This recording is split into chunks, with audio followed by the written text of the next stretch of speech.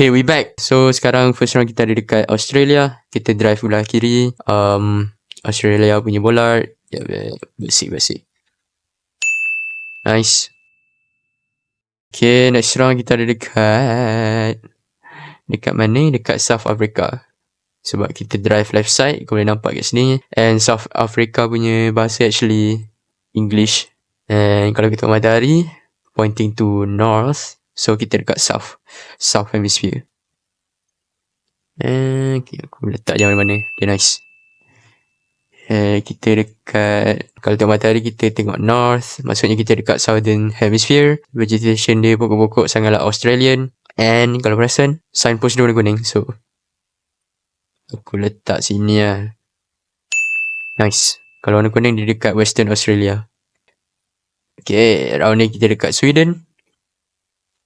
Never mind, kita dekat Norway. Jalan, kalau stripe jalan tapi dia panjang macam ni dekat Norway. Aku rasa kalau batu-batu macam ni kat atas tu.